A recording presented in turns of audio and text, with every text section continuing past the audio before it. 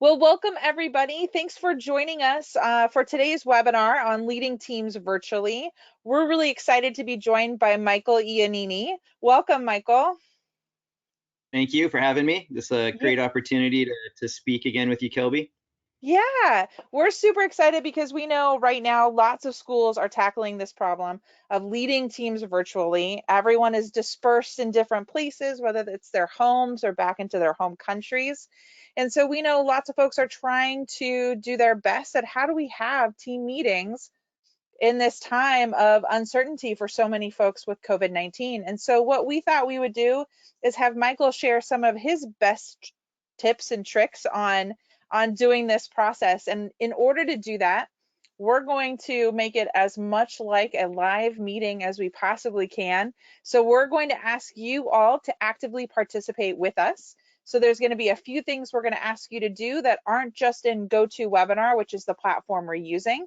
So hopefully you'll get comfortable in moving around, opening up a web browser and following along with us as Michael talks through his tips. So just kind of know that we'd love to have everyone's participation. A few things logistically to note is we are going to share critical links to the documents and websites we're using in the chat area. So look for those there. And then if you have questions, whether they're technical or questions for Michael, you can ask them in the questions area of GoToWebinar, and we'll definitely pose them with Michael as we're going through today.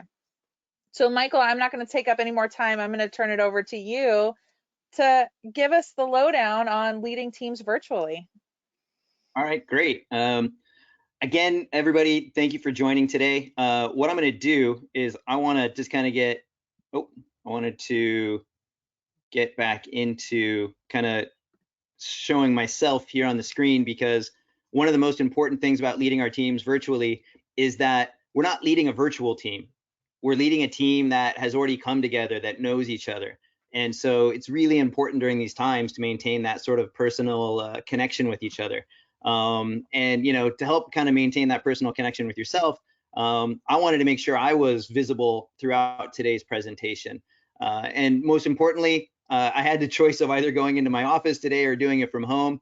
And let's be honest with ourselves, a lot of us are going to be doing these from home. We're not going to be getting into our normal work clothes. So today, I'm just kind of wearing my comfort diving shirt from my favorite diving shop in Cebu, Philippines, Evolution. You'll see the fact that, even my family picture there with my wife, Barbara, daughter, Helena, and son, Marco, we're at an aquarium. So diving in the ocean is something that's really big to me. But, even more to that point, teams are really important. I have a picture of a cricket team that I played on. For many of you joining in from Australia or the UK or elsewhere, I am American, so yes, and I love cricket. And, I was there at Hong Kong Cricket Club where I got my first 50. That's why I'm putting that picture up there as a bit of a shock and awe for some of you. And teams are incredibly important to me because I get so much out of working on a team. And we have to, again, remember, this isn't a virtual team. This is a team that we're having to deal with in a virtual medium. And we need to try to maintain all that personal rapport that we've had throughout. And think about all the teams that you've ever been on, the ones that, whether it be a sporting team and you went out afterwards for a drink, or even like with your teaching teams, sometimes you'll go out and you'll arrange activities. We need to be mindful of those different types of team building activities and find ways to continue them, because that's what's important to people personally. One other thing to note, a lot of the content that I'm sharing is adapted from my book, Hidden in Plain Sight. That can be found on Amazon, and something where I really talk about middle leadership and leading teams. Moving on, as we get started today, Kelby had mentioned to you that we're going to be stress testing you, trying to demonstrate virtual meetings and being able to ensure a degree of collaboration. In order to do this, I'm going to be using a couple different platforms. I'm using Mentimeter for my presentation, but also as a way for us to collaborate. I'm going to be using a Google Doc later when I introduce a shared reading protocol to you. So just be prepared for that and looking in the chat window. But yeah, hey, great. We've already got somebody kind of logging in. Cozy, love it. Well, what I'd like you to do now is if you can, go into menti.com. You can either do it from your browser, or from another device, just know this: the GoToWebinar platform is largely going to be used as either an audio channel for you to listen to me while I do the presentation, or visual, so you can see the Mentimeter, or even using in chat. But be prepared for us to be using these different mediums. So see, we got cozy, we got excited,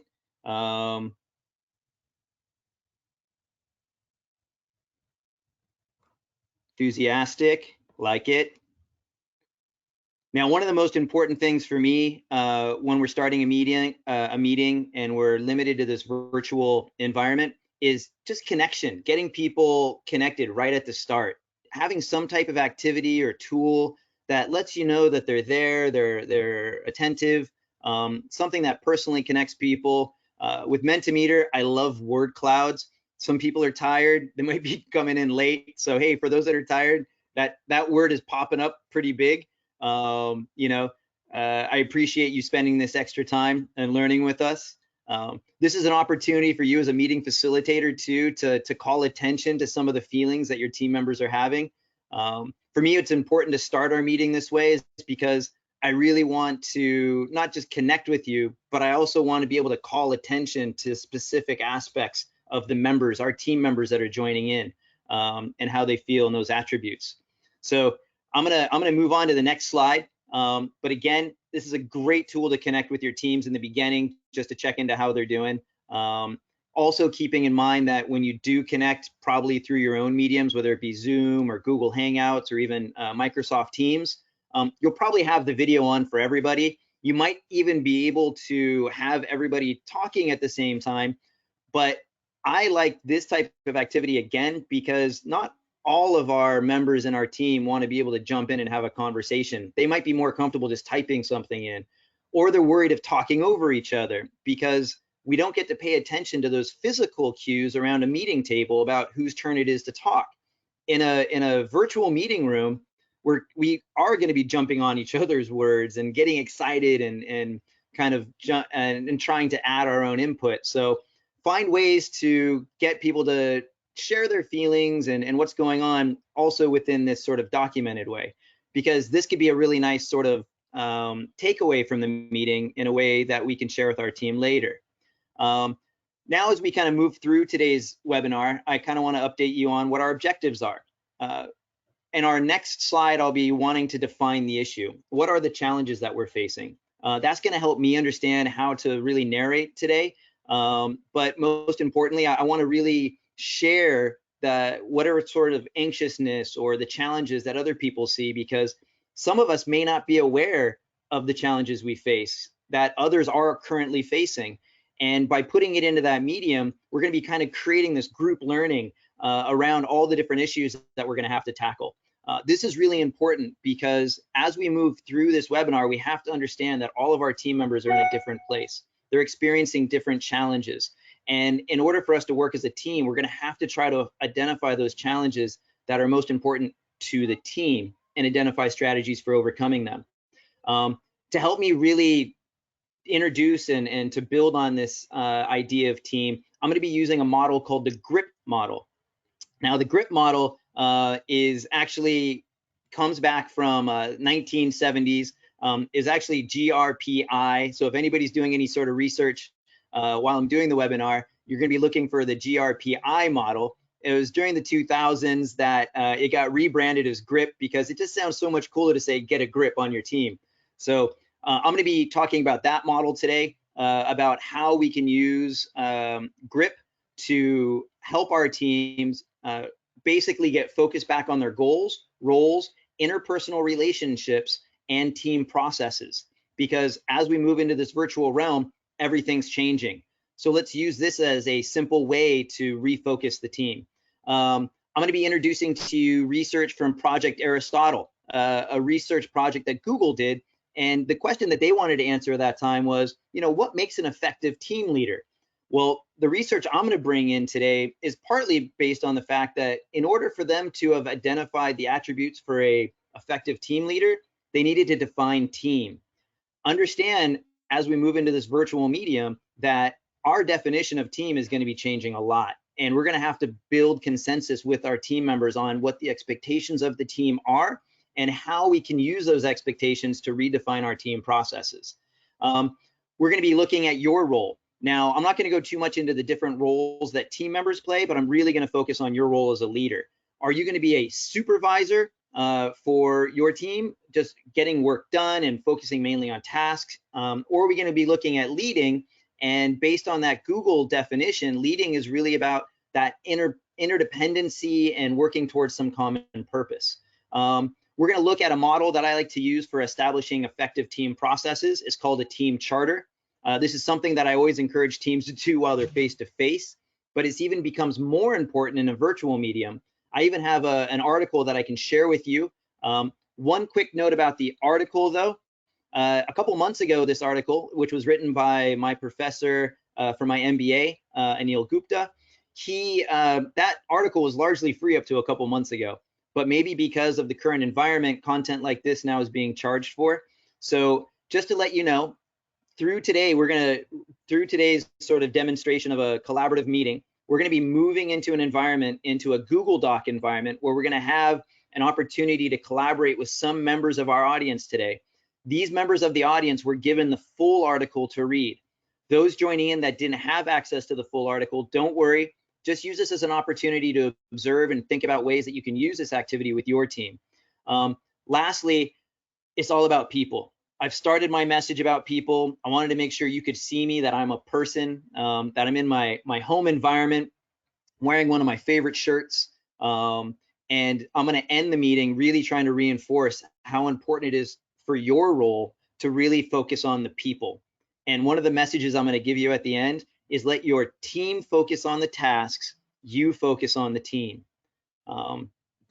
That said, what I'd like to do is kind of define the issue. So getting back into Mentimeter again, I'd like to hear from you. What are some of the challenges that you either are facing or are worried you're going to be facing leading in a virtual environment?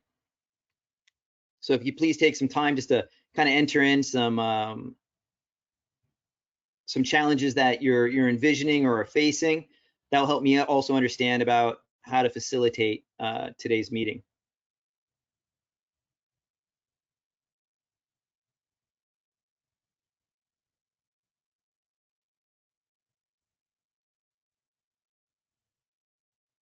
If anybody ever has any trouble throughout, please feel free to also use the chat window. Kelby and her colleague will be monitoring that, and they'll be able to surface any questions or concerns to me as you go through it.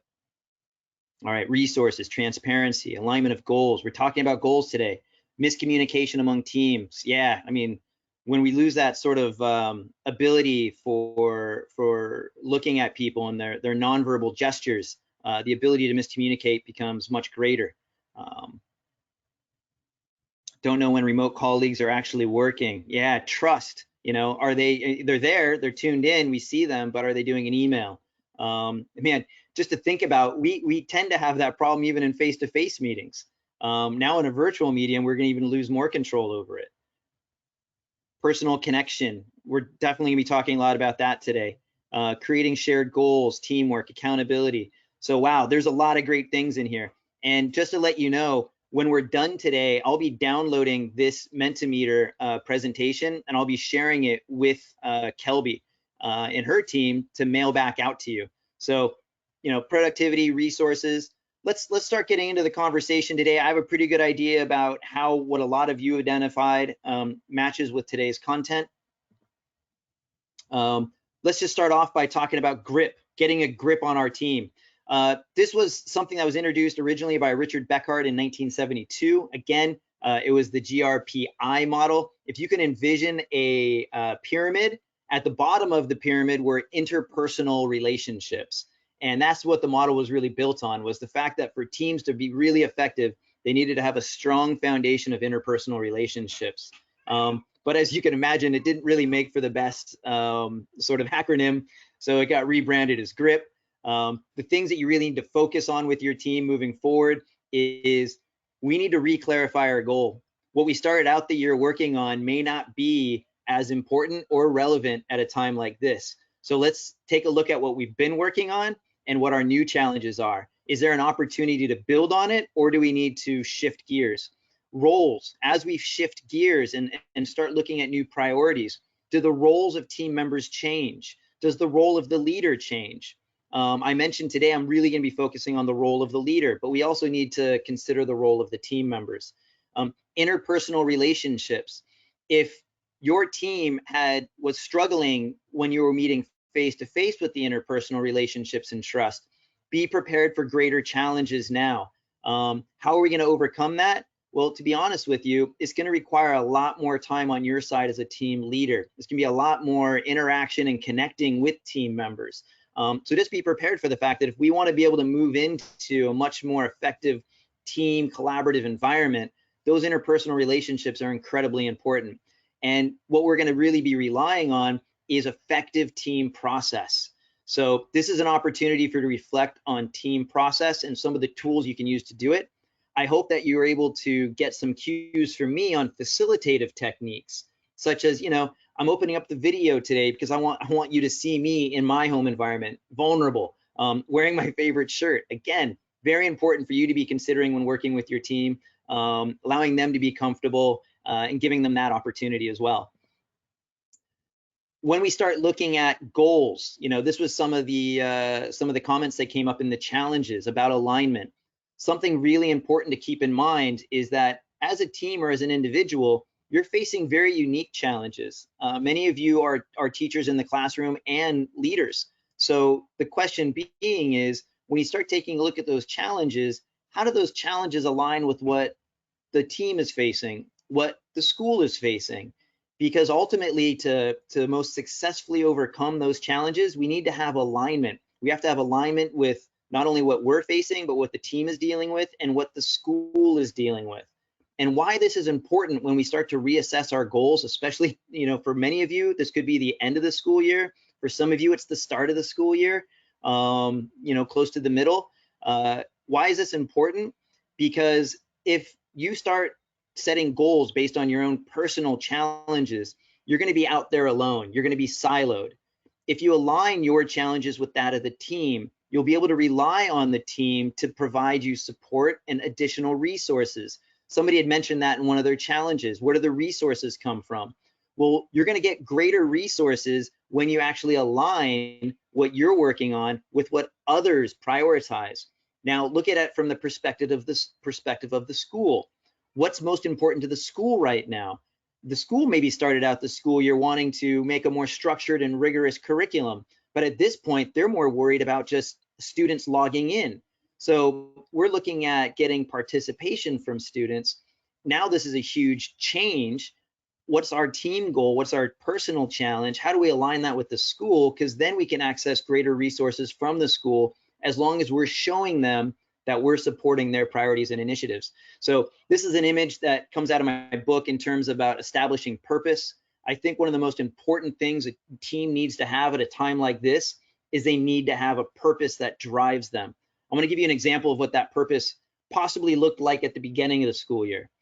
How can we develop the dispositions and skills in grade 6 students that will support more effective agents of learning, while also adding more structured and consistent math and language practices across the grade?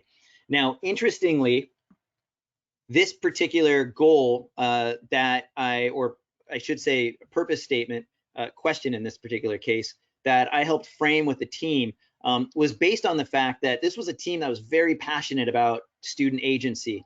They are an IB school. They wanted to really work on developing agency within students, largely from the fact that it was IB driven, and they felt that that was their calling. That was their, what Michael Fullen would call the moral purpose. Whereas the school was more worried about having more structured and consistent math and language practices. And this was something that they struggled with the first couple months when school got back together. How are we going to balance what we want to pursue and what the school is expecting from us? So they created a purpose statement that where they wanted to actually try to combine them and be mindful of what this team was working on. Now, this was a very high functioning team. So I actually kind of gave them the okay and said, look, I think you can do this. I think you can find that balance. And as they pursued it, it gave them purpose in their meetings. It gave them purpose as they came together. Think about a sports team that wants to win the championship. They're together, they have a purpose, they're practicing. All their work is really geared towards achieving that one ultimate goal. That's what a team is. And this statement, this question here, gives them that purpose. What is your purpose now as a virtual team? Because now you might be facing some questions such as, how do we ensure greater attendance? How do we improve work quality? Do we forego balance and double down on one part of this purpose? So do we forego, the balance of student agency, but also wanting to meet the school's needs of structure? Do we go all for agency at a point like this, where we want students really to be taking more ownership of their learning? Or is this a time when we really need to focus more on those structured practices, because we need to really help students connect through this medium? We need to make it more practical for them. That's up for you to decide. But ultimately, if you align it personally, team, and with the school, you will get access to greater resources. So be mindful of that goal. Use this as an opportunity to go back to the team and say, look, guys, these are the challenges we're facing. Maybe you use a nice little Mentimeter slide that says, hey, what are the challenges you're facing? What are the challenges we can address together? What are the challenges the school wants us to address? And that, if we can synthesize it, that's going to be the reason why we meet. When we meet every week, we're meeting to answer that question. So now, interestingly, coming into this period of uncertainty, many of you already had the school year started. You had already met with your teams. You'd already probably had a pretty good idea of what your role as a leader was. I want to get an idea pre-COVID, pre-coronavirus. How did you define your role? Let's take a look at that, because this is going to be really important in understanding how you communicate what your role is going forward. Is it the same? Has it changed? Has there been a shift? So take a minute and be thinking about, what your role was before the coronavirus. How would you have defined that to somebody? How would you have introduced that to your team, another colleague, maybe another teacher leader, grade level leader, and language teacher?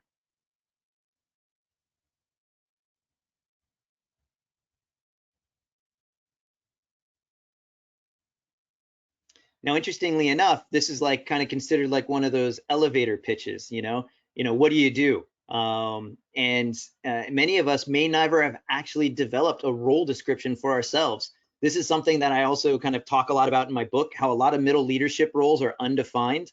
The expectations are more implicit than explicit. I think one of the most important things to be an effective leader, and middle leader especially, is that we make our role in those expectations as explicit as possible. So MacGyver IT role, yeah, get responding to every challenge.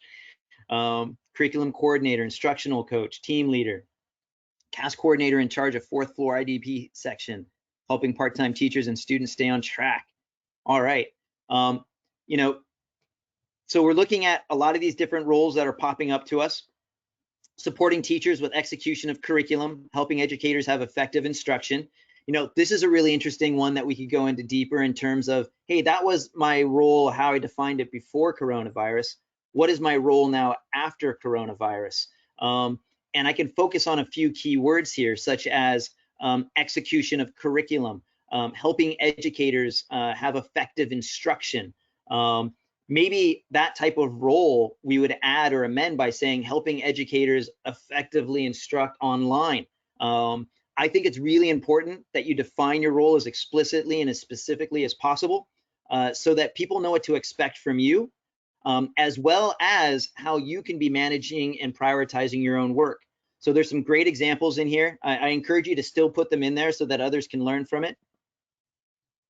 What I want to use this as an opportunity to now shift gears into talking about Google Project Aristotle. Now, Google's Project Aristotle, one of the things I mentioned is that in order for them to really understand what an effective team leader was, they needed to understand, how do you define a team? And based on a lot of the research they did and the studies that they reviewed, they really came down to two units of organization. There's either a working group or there's a team. Now, a working group is very simple. It has a supervisor, and within that working group, the supervisor checks in with all of the individual team members, or in this case, colleagues, or those that are part of the working group. And it's just making sure that they're doing their work and doing their work based on some sort of standard.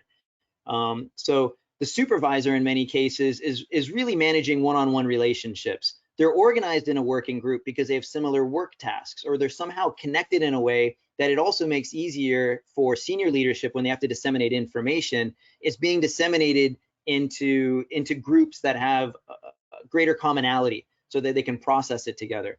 But that's a working group. It's very task driven, whereas a team is highly interdependent and it's working towards a common purpose.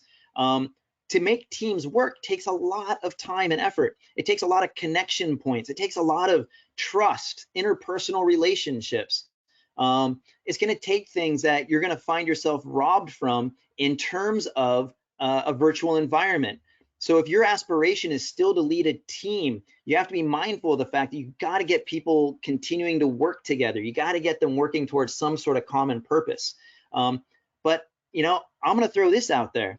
It might be appropriate, if your aspirations were to lead a team before, to say, hey, look, guys, we got some challenges. We got some serious things to work on. And I'm actually gonna pull back. I'm actually gonna take a foot off the gas pedal, and I'm gonna redefine this as a working group. My role is to make sure that we all stay on task, that we all understand the technology we're using, connecting in with all of you, just to make sure you're okay. So, we might just switch our model and definition of how we're going to work together. Now, based on what I've shared with you, I would like to understand from you, based on Google's definition of a team, during this period of uncertainty, what do you want to do? So some of the definitions that you showed me in terms of your role prior probably could have fit under supervising a group or leading a team. The question is now, during this period of uncertainty, what do you think is realistic? What can you also aspire to? You want to be able to find that balance. For many of you, realistic and aspiration, maybe they don't synergize well. But let's be honest, if you want to lead a team, and even though we're working in this current environment, it doesn't mean you can't. Of course you can. It just means you're going to have to work a lot harder at it.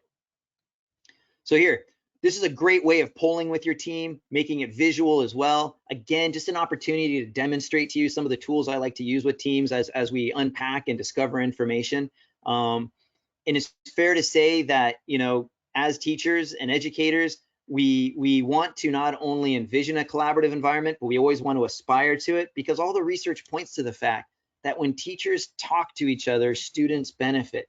So yes, if you have that opportunity to work towards a team, do it. I want to give you one more thing to think about, though. There's a lot of things going on in our teams right now. There's a lot of people that are feeling uncertain. Some people might even be dealing with illnesses at home. When we move from the work environment to the home environment, we're also trying to navigate our own children's learning, navigate issues within the home that our partners might be facing, other family members might be facing. We're not working on a normal schedule anymore. Many of you might be working anywhere between 7 a.m. in the morning till 10 p.m. at night, 7 days a week. It doesn't mean you're working throughout that whole period, but you're basically working on tasks at any time during that period. So as we move towards wanting to lead a team, we have to understand that team's capacity.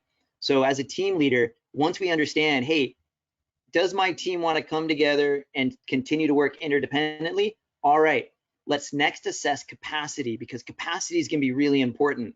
Some of your team members, 2, 3, 4 children at home, are going to have a lot less capacity than, say, other team members, no children at home. So how can we use this as an opportunity to lean on each other and support each other in such a way that we can keep each other invested in the success of the team? So when we look at that, what degree of interdependency do you want with your team? This will also help us understand the capacity that we need to develop. Goals. Are we going to have just individual goals, like within a working group, and I just want to make sure each of you are meeting those goals needs? Or are we going to be working collaboratively towards one goal? Because if so, I'm going to need more from each of you as team members, but I'm going to try to load share. As a team leader, my job is to make sure that we're properly load sharing, unit planning, student work, peer observation, giving and receiving feedback, modify practice on your feedback. These are a couple areas that we really want to focus on. So please take an opportunity to think right now, as you move into this virtual teaming period, what expectations do you have for your team? Please rate them. Is it anywhere on that scale of 1 to 5 where you want them to be working collaboratively on any one of these elements? I'm also going to be going into Mentimeter looking at questions. Kelby, I promised you that I was going to kind of bring this up earlier to put questions into GoToWebinar for you to look at. But I didn't notice that, and a couple questions have gone into Mentimeter. So Totally fine. I'm going to address this question quickly. Do people sometimes go in and out of both? Yes. Actually, one of the favorite things I love teaching in my leadership classes is polarity mapping. I think it's incredibly important that teams go in and out of both. At the beginning of a school year, teams need to be a working group. They need to understand what they need to do, how to do it, what their roles are, and it's very kind of top-down driven. But as the team starts to understand what they're doing, they can move to that other sort of side of the infinity where they're working as a networked group. And that's more of what that team looks like. It's this like interdependent network of people collaborating. But sometimes within those interdependent sort of clusters, we lose focus, or we might lose our way, in which case we need to come back into working in a working group. So it's fair to say a lot of research, especially if you're familiar with that term polarity mapping, means you move in and out. One other question that came up in the Mentimeter: do we also want to be able to support our working groups and teams? So do we also want to be able to support our working groups and teams? The easy answer for me, that one is yes. There might be some additional context to it. If there's additional context, please use this as an opportunity to go into GoToWebinar and place that there, and then Kelby can help me organize and make sense of some of the comments. She might even be able to interact with you in chat, just helping to clarify. So this is a good opportunity of how we're using these multiple mediums again, and it's a bit of a stress test. So, hopefully you guys are starting to see and appreciate moving in and out of these different mediums, what it can look like. All right, so hey, based on our poll here, looking at the degree of interdependency you want from your team, there's still a pretty high degree of interdependency. If this is something your team agrees to and is something that they're also aspiring to, it's fair to say they're going to put in the extra time and effort to make it happen, which means that when it comes to like peer observation, you shouldn't have a problem saying to two team members, hey, Jill, would you mind logging into Derek's class tomorrow? Excuse me, I notice in your blocks you have time free. I would love for you to log in, perhaps talk to Derek before and after to kind of see what sort of question he wants you to help him answer at the beginning of the class, and then come back to him and give him feedback based on how you felt. If he, did he answer that question? That would be a great way for you to do the load sharing. You don't have to do all the work. It starts to really develop the interdependency, and your team members have shown that, yes, they're open to it. So another great way just to get buy-in towards team activities. So another way that I want to demonstrate for you how to collaborate within this virtual medium is I have a shared reading protocol. Now, the shared reading protocol, once again, was for an article that I'm going to show you here. This article, it was written by Anil K. Gupta and Vijay Govindarajan. And Anil K. Gupta, he's my professor from the Smith Business School from quite a number of years ago. This article was free up to about a couple months ago, because I downloaded it at the end of last year for another team. And it's surprising to see that it's charged for now, but that could be obviously for several reasons. One of the reasons I wanted to bring this into today's webinar wasn't so much for everybody to get access to it and for us to process it, but I wanted to bring it into today's webinar because the challenges we're facing today are challenges that schools have not historically faced. And in many cases, there's no precedent for how a school deals with it, unless you start looking at Coursera online learning and some of these other platforms. And sure, there were Moodles going all the way back to like the early 2000s, But when we take a look at real precedents and how to succeed in this environment, you're going to have to go outside your comfort zone, and you're going to have to look for information, Harvard Business Review, or HR management. There's a website called shrm.com, I believe, that has lots of great people management articles and resources and tools. You're going to have to go find those tools to answer the specific questions that you need to address for your team. This is one that I use in a lot of my workshops, because what I really like is how it addresses the challenges of a team. Now, this is talking about a global team that's virtual. You already are a team working in a virtual environment, but it doesn't mean your challenges aren't going to be the same. You're going to have hindrances to communication. You're going to have various other potentially language barriers, moving in and out of being able to talk online, to typing, to synthesizing. But the most important thing about this article is it talks about the importance of a team charter, and especially in the context of working virtually. It is so important to make your work explicit. You need to have a purpose. That purpose needs to be explicit. It needs to be front and center in everything you do. Next, you need to really clarify the roles and how people are working together. To do this, you really need to be paying attention to what that purpose is and how people are going to fulfill that purpose. And what processes are they going to use? What technologies are you going to use? When are you going to meet? What time are you going to meet? How long are you going to meet? So many different types of considerations that need to be made and made explicit, so that if there's ever a breakdown in our virtual medium, we can always fall back to our charter. Now, this is something I tell teams that are working face-to-face to do, but research will show that when you're limited to a virtual realm, it becomes even more important, because people need something to fall back on to remind and clarify what they're working towards. So that was a copy of the article.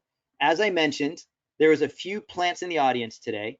What I want to do is kind of quickly demonstrate this reading protocol. Well, what we'll have is as I move into the Google Doc, and Kelby will be sharing the link for that Google Doc in the chat window for GoToWebinar. You're going to notice that there's four boxes on the left-hand side. I call those the presenter boxes.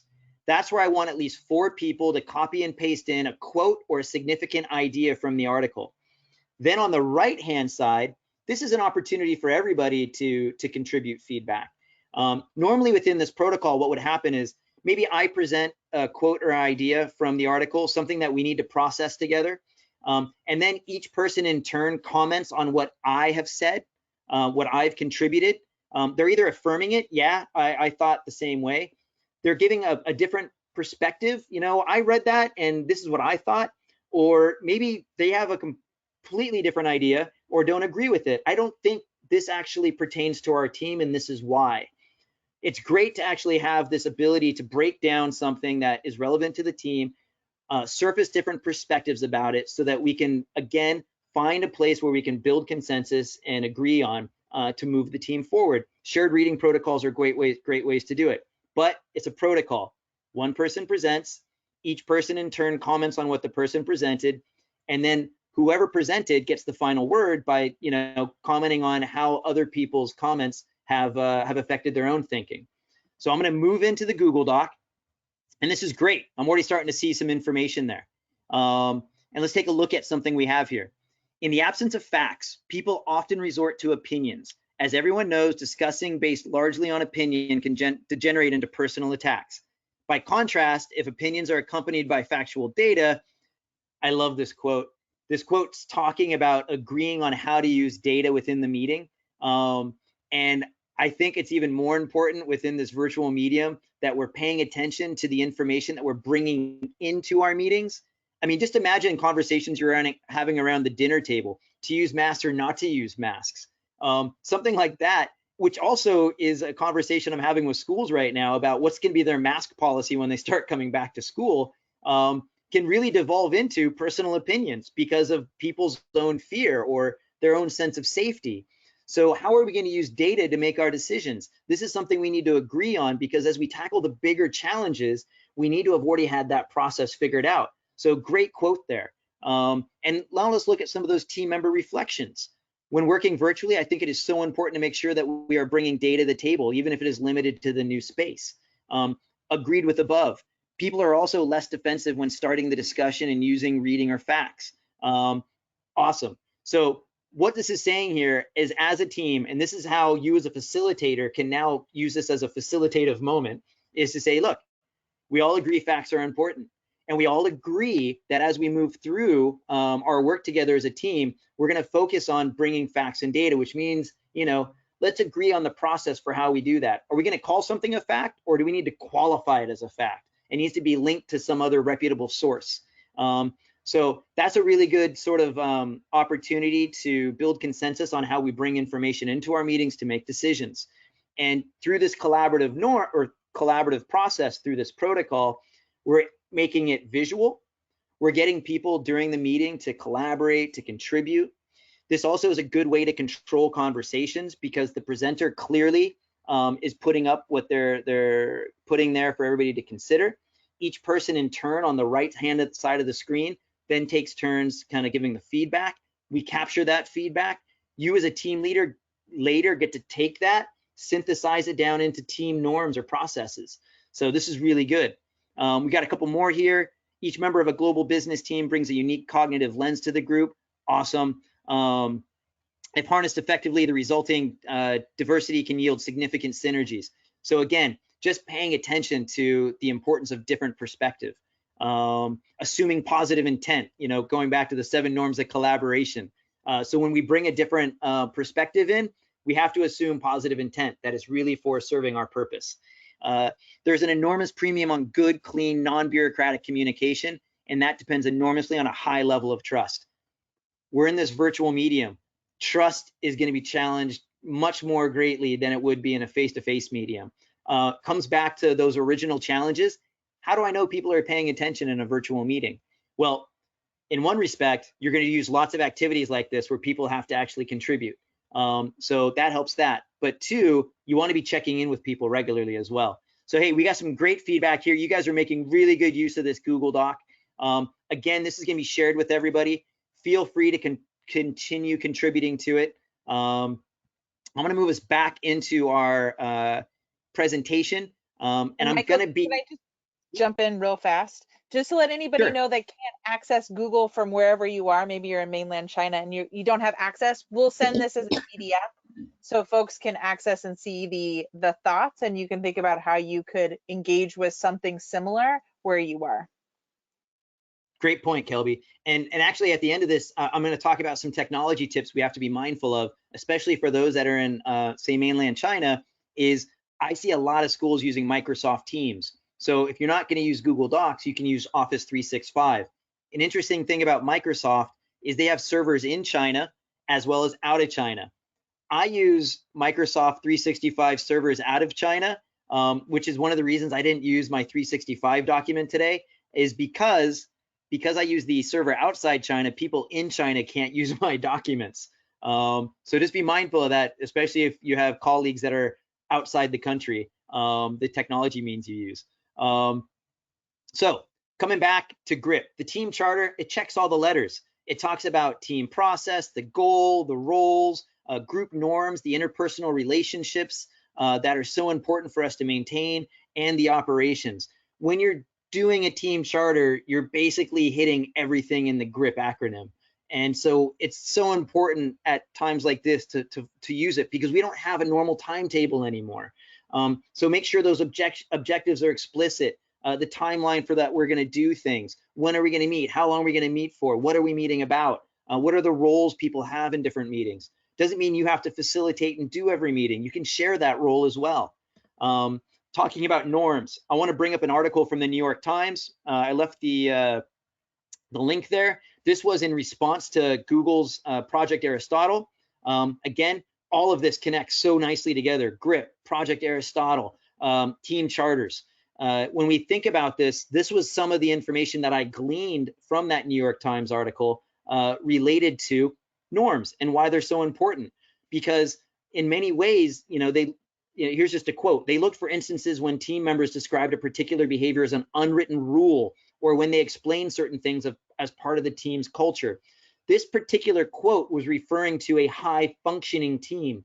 When team members were able to basically state that, hey, we thrive as a team because everybody contributes. We don't talk over each other. We respect each other's opinions. We're able to make decisions collectively. This is the way we do things. When your team is able to describe your team in that way, that is really telling of the norms. What I want you to do is I want you to have a conversation with your team, and I want you to say to them, what makes us a great team? Why do we work well together? Well, we support each other. We like each other. You know, we have a lot of experience on this team. We're not afraid of each other's opinions. What you need to do then is take those implicit norms, those things that make the team thrive, you got to make them explicit. You got to write them down. You got to say, look, for us to continue to thrive in a virtual medium, we need to continue to respect each other's opinions. We need to continue to contribute equally. Additionally, let's go back to the very beginning of this presentation. What are the challenges we're gonna be facing? Because we need to have norms for those challenges as well. Challenges such as, hey, around trust, are we paying attention while we're working virtually? All right, so time on task. While we're in our virtual medium, we're not doing anything else. We're blocking out all that other work. We're focusing only on our meeting and what we're doing. And I, as a team leader, here's another norm. Our meetings are focused on our purpose. Any agenda items or any sort of conversations that detract us from talking about student agency, I'm going to table those. I'll have those with you personally or on the side, or unless the team all agree it's something we want to talk about. But our time for meeting is about developing student agency. So therefore, my job is to make sure we stay on that. And our group norm will be for that as well. And I want you guys to all be part of that. So that's really important to understand why norms are important. They're also very telling of how a team is going to operate in a virtual medium. If you have problems going into the virtual medium, meaning that teams are already struggling to work at that higher functioning capacity of sharing equally and not talking over each other, you need to address it now. Now I'm going to move into my last 5 minutes of the presentation. It's really about focusing on people. And this is really kind of a summary of things that I've talked about throughout the presentation. Number one, delegate administration to team members. As you go through that team charter, really find opportunities for team members to pay more attention to tasks. Maybe that there's directives coming down from senior leadership. Maybe put another team member in charge of helping the team to, to disseminate that to the team, help the team break it down, check in with the team to make sure they understand it. Maybe there is like developing unit planning templates or anything else. Don't put that on your shoulders.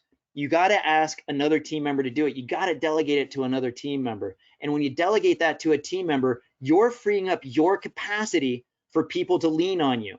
Again, I said it earlier in the webinar. Some of your team members are going to be completely inundated with issues at home and teaching and issues outside the home. They might have family members in New York. We have family members in New York. They're constantly on our mind. So therefore, understand that some team members are going to have less capacity. Others are going to have more capacity. So you're going to have to balance that load sharing. And more importantly, those that are having a harder time dealing with what's going on, you're going to have to spend more time working with them. So you need your time freed up. Delegate your tasks. Make your collaborative norms explicit. Again, just like I said in that last slide, find out what works well for the team, make it explicit. Make sure we continue to do that. What are the challenges we're addressing? Let's make them explicit and let's create norms that tell us how we're going to overcome it. Don't make your norms about what not to do. Make your norms about what you will do. Lastly, focus majority of your leadership time on a psychologically safe environment. I'm bringing this into it because this was a large component of Google's Project Aristotle. Effective team leaders created a psychologically safe environment where team members felt trusted, they could trust others, they felt they could share without being criticized, there was no fear of failure. They felt they could come to meetings dressed in their favorite shirt. They could be doing calls from home with kids crying in the background. They didn't have to feel embarrassed by it. The number of times I've been on a webinar where there was a kid yelling in the background and all of a sudden the mom or the dad turns around and yells or says, sorry guys, you know what? You don't have to be sorry. This is all of our reality right now. So we just have to appreciate and respect each other for the environments that we're working in, make the best of it. And your job as a team leader is to reassure people of that. That's how you make the virtual teaming environment work. one last thing to say here is building a nest. I would really encourage you to have your team, that sort of this idea of the team and what your role is actually creating a nest, a place where, you know, you can nurture and take care of team members, create this environment and this feeling that whenever team members are feeling stressed, they can come to you and say, look, you know what, Mike, I just found out that, you know, one of my best friends in college has come down with COVID, and they're doing really bad, and their family's struggling, and it's eating me up. And it's really hard for me to focus. You know, you as the leader kind of become this channel or pathway for them. That's the nest you can nurture. Or, you know, hey, you know, in this particular virtual medium, Mike, I've had 3 or 4 students not show up like regularly for classes. You know, doesn't matter how much we work on the curriculum, I'm not getting people to turn up to the class. You know, what can I do? Is it me? Is it something we can address as a team? You know, create that environment where they can come to you. As we talk about technology, and as I close up this, and this is a real change of shifting gears. I just noticed this within my own presentation. I probably should have done this first and then finished with the focusing on people, but I want to shift gears now. I want to talk about technology tips. Couple things that I've highlighted here. You're going to be using multiple communication channels: voice, video, visual, and chat. Understand how to coordinate them. If you're not comfortable with them, everything can unfold horribly. Let your team know what you're comfortable with and what you're not comfortable with, what you're experimenting with for the first time, and what, you know, that you've tried several times, so that they can set an expectation about what to expect. Also understanding that, hey, we're using GoToWebinar largely as an audio outlet. Mentimeter is really where the collaboration, or Google's where the collaboration is happening. There is some video here as well. So we got these different mediums mixed in, and it does create problems. I'm going to talk about security in a second as well, because Zoom had a huge issue with that recently. Lastly, you need to have much more frequent one-on-one meetings with your team members. Always checking in with them, understanding how they're doing, how they're responding in the meetings. Can they focus on task? You know, final, build rapport, be inclusive, document. These are things that I really want you to be mindful of as well when it comes to technology. For those around the globe, these are the 3 main mediums I see teams collaborating in: Google Hangouts, Zoom, Microsoft Teams. Obviously, if you're using Google Hangouts, you're probably using Google Docs. If you're using Microsoft Teams, you're using Office 365. I see a majority of teams in China using Microsoft Teams, and a lot of teams outside of China using Google Hangouts. And when it comes to instruction, I see obviously a lot of people using Zoom. Now, this said, all of these technologies have pros and cons, as I've been seeing over the last couple months. If you were doing a Google Hangout class a month ago, you were probably getting kicked out by your students. If you were doing Zoom, maybe up to a week or so ago, you were getting Zoom bombed. Now, Google's done a good job to try to add more features and functionality to make it a much more effective sort of teaching tool. Zoom has sent out emails saying, look, guys, the Zoom bombing, we understand what's going on. The way to stop it is you need to set these certain administrative settings within your account, using, you know, forcing passwords, and also, you know, making sure when people join a meeting that they join muted and with the video off. I was on a webinar last night with my business school, and, you know, 200 people joined, and even though we said that, and you set it so that people turn off their video and their audio, somehow people joined and then still turned on their audio or video just because they wanted to connect. But that wasn't the purpose, so they needed to be constantly reminded to turn it off. So, you know, some settings you control, some you can't, some you want to have flexibility. Just make sure you understand your technology, it's in and it's out. Do some research, hand it over to your teammates to research and look through as well. You know, and in closing, focus on purpose, reestablish that purpose. Is it still relevant? Do you need to change it? Make your role explicit. Are you supervising? Are you leading? Focus on people, and make sure that everybody's agreed on the process and that you document it, make it explicit. Kelby, I'm gonna hand this one back over to you. I just want to thank everybody for enduring me for these last 54 minutes from what I see. I went a little bit over because I get a little excited about this topic, but if there's any questions I can address, I'd love to do it right now. Yeah, absolutely. Thank you, Michael. I walked away with a lot of great insight and a lot of cool tips and tricks to take back and use. So thank you very much. Kyle was wondering, when do you start to establish those norms and do you establish them collectively? Great question.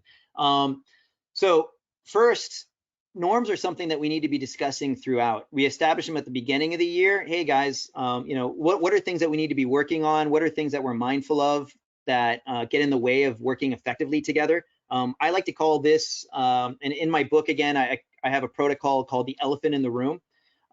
There's lots of elephants that we have in our team, things that distract us from collaborating effectively.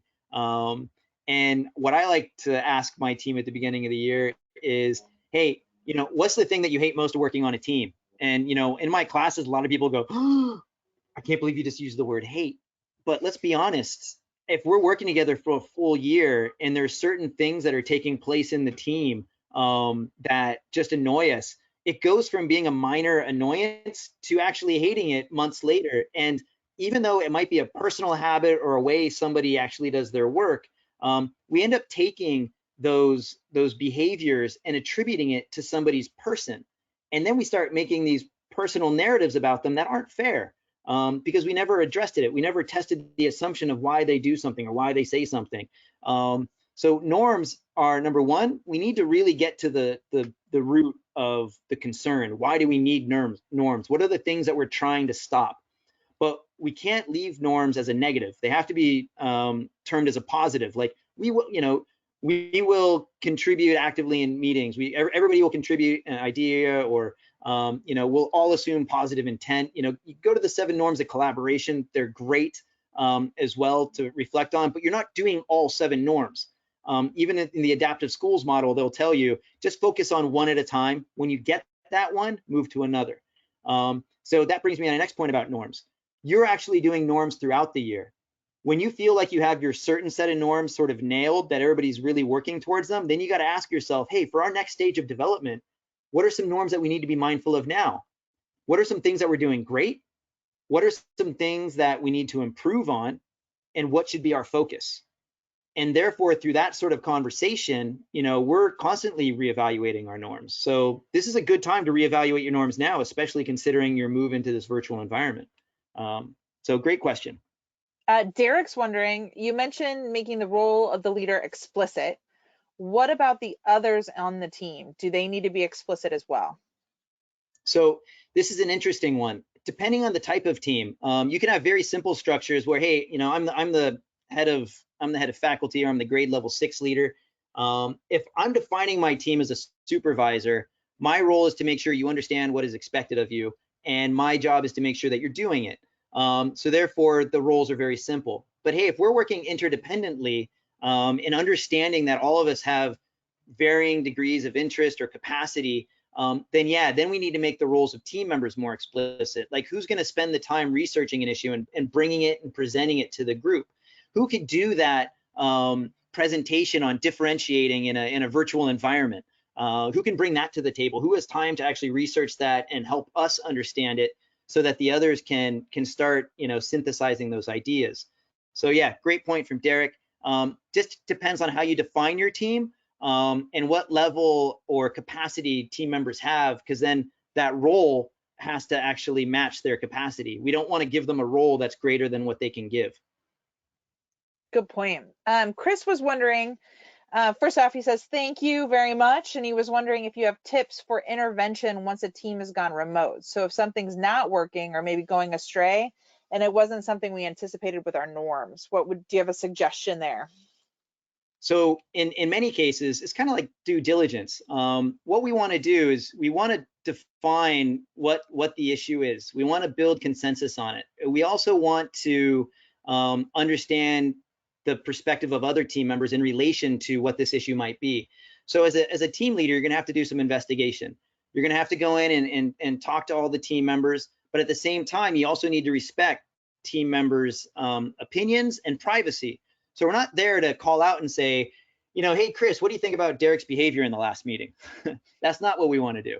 What we do want to do is we want to go in and say, hey, what were your reflections on that last meeting? What are some things that you liked about it? What are some things that can make it better? if the issues tend to be much more explicit, how can we address them as a team leader directly with any related team members so that we can bring them back in to that team.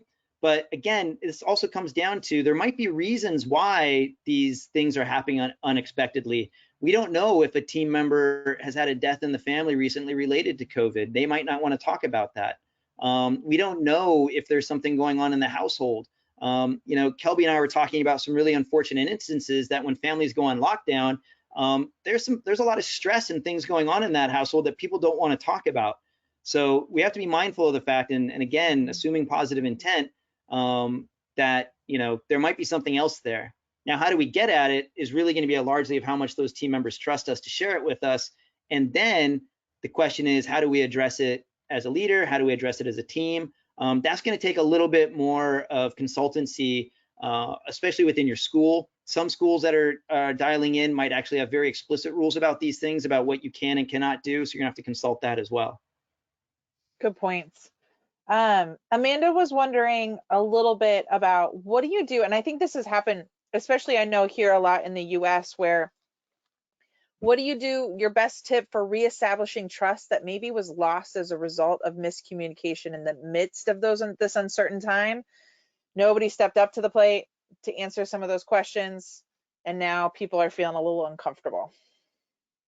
Yeah, the you know, and that happens during the school year when people are meeting face to face. The number of times It's that true. becomes a leadership dilemma that I help coach on is really one of reflection in terms of, all right, some things we can't address in the past, and some team members may not be able to work effectively together because the situation is allowed to really just kind of snowball to a point where you know, you might have two team members on a team fighting and unwilling to step back from their positions. First thing and most important thing is we need to come back together as a group, and we need to agree, hey, you know, based on what our current working environment is and what we're working towards, are we a working group, or do we still have aspirations to working on as a team? You might have one or two members that are just like, you know what, at a time like this, I just need to focus on my students and just delivering my lesson plans. And in this virtual medium, depending on the relationship you have with those that team member, we have to just expect that we might not be able to do anything about it at this particular point. And the most important thing is the students. It all comes back to the students. So your job as a team leader is like, all right, I might have lost one of my sheep from the fold, but that sheep is not completely lost. They're still going into that classroom. They're still teaching, but their mindset, things that might be distracting them, that, you know, they might be overloaded and overburdened. I still need to pay attention to that person because I need to make sure that they're still able to deliver their best for that class. So you as a team leader are going to be focusing a lot more, say, on that individual.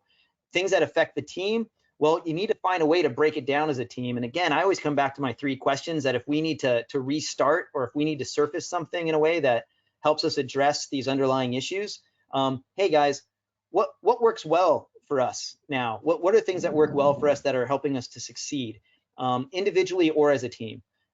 What are the challenges that we're facing that are preventing us from working effectively as a team and supporting each other? And lastly, what should be our focus then going forward? These three questions: what's working well, getting, you know, some positive dialogue started, moving into, hey, what are the things that we need to overcome? And then lastly, based on these things that we need to overcome, what should be our focus? Because we can't focus on everything. Let's reestablish a purpose that makes it very explicit on what we're working towards and what we're doing, and only focus on that. Because if we're focused specifically on something that everybody agrees on, they're much more likely to put aside personal differences, as well as to reset their mindset based on individual team members' contributions that are specifically towards an agreed upon purpose. Thank you, Michael. I know I have a few more questions if you have just a little more time, but for those that are on the line that need to either go off to bed or start their day, know that you're going to get a recording of this webinar tomorrow, so you can always catch some of those last questions tomorrow in that recording. So, but do you have a moment to answer a few more? Definitely. So Barbara's wondering, and actually it's a really good question because I bet there's a lot of folks out there. Barbara's feeling disconnected from senior leaders, and how should she approach them for more regular feedback and communication? Man, this is a tough one. And again, you take not even coronavirus, the number of middle leaders that feel disconnected from senior leaders during a normal school year is it's unfortunate. Um, and at a time like this, when you're even, it just exacerbates it. So it's, number one, I think it's really important to understand, and something that I always trying to start with whenever I address this problem is, number one, say like for Barbara, um, do you understand what's the priority or what's important for your senior leaders at a time like this? Is there a way that you can reach out to them and say, look, I have some bandwidth. What's important to you? What is something that you really are working on that you would like some help with? You know, that's one way to reach out if you got the bandwidth. If you don't have the bandwidth, saying, hey, look, you know what? My team, we're doing great. I want to reassure you that everything's going good, because your senior leaders could also use some positive news at a time like this. They could use a good friend. And just by reaching out and humanizing that relationship might open them up to sharing their priorities with you. And then this all comes back to my original slide about aligning your team challenges and purpose with that of the organization. If you can do that, you'll be able to connect with them and get a better understanding of where they're at and how they're planning. Because let's be honest with you, there's a lot of senior leaders out there right now that are feeling alone and abandoned, and they don't want to admit that. And it's unfortunate because there's a lot of leadership literature out there right now that talks about making yourself vulnerable and sharing with others that you don't have the answer, but you want to work together to find the right answer. Now, in writing, that looks good, but in practice, a lot of leaders aren't going to want to take that step. So you need to build that relationship with them. And what I've seen over the years is that when middle leaders do develop that rapport and relationship, they will find senior leaders much more trusting of them, and be willing to share more.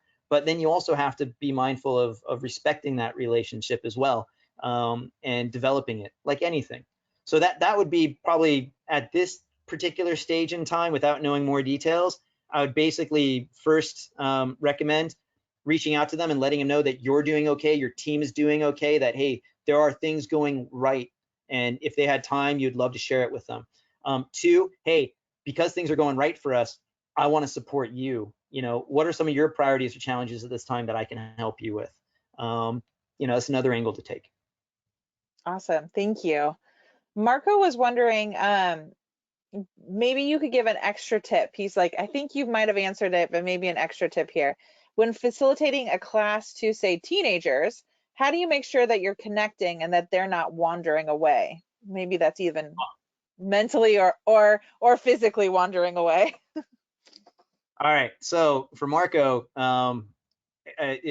this one takes special meaning to me because my son's name's Marco. So I'm gonna make sure that this is my best tip of the day. It's my fatherly advice. I've not been in the classroom in a long time with students. I deal a lot with adults now, and I find that between students and adults, there's actually not a lot of differences when it comes to attention span. Students are probably more likely to listen to us though. But that said, um, you can't make it all about the content. You got to make it interactive. You got to make them a part of the lesson. And what's informing my thinking around this is I have a good friend. His name's Kyle Wagner. If you went to Transform Education, I can't remember what it is, but he's been doing some great free webinars for educators recently about how to keep your students engaged. He's a project-based learning specialist. So I guess if you look for Kyle Wagner, project-based learning, you would find that he's got these free webinars out there that talk about keeping students engaged. So for you, Marco, number one, there is some great content out there, but I also understand a lot of teachers, educators, and leaders are being overwhelmed by the amount of content out there that's meant to help them. If there's anything, I can give you a reference to that. Number two, just like in this webinar, I wanted to make sure it was as interactive as possible. And if given the opportunity, I would have given you more control to actually facilitate the meeting.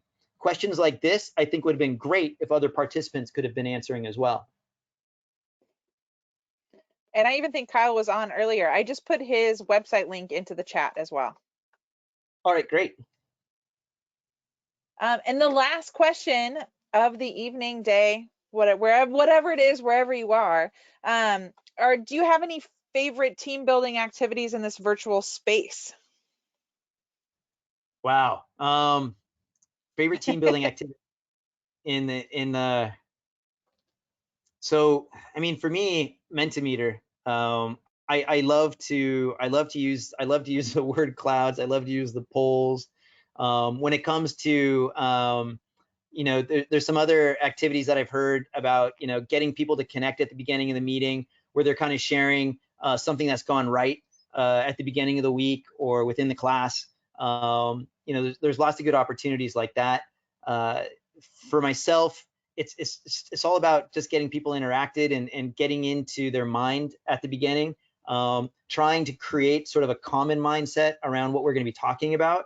I know that doesn't help. It doesn't give specific instructions. But as long as we got people contributing original thoughts, feelings, and ideas at the beginning, and we try to take advantage of those throughout the meeting, I feel that is a way to build throughout what we're facilitating. So, unfortunately, I don't have a specific team building activity to introduce. I have seen quite a few out there online of things you can do to build energy at the beginning. So they are fairly easy to search. What I'll do after this meeting, I think I have a couple in my newsletters folder. I'll pull those out. I'll send them to Kelby, and then she can post them up into the chat or into additional resources for sharing. There we go. Perfect. Thank you, Michael. Michael, thank you so much for taking part of your morning to share some insight into, virtual teaming and what that can look like as everyone makes a shift right now. Well, thank you for the opportunity, and I wish you guys all the best this week and for the remainder of your school year. Have a great day, Michael. Take care and look for the webinar recording, everyone, tomorrow. It'll come about same time as the webinar today, and you'll see it in your email box tomorrow. Take care.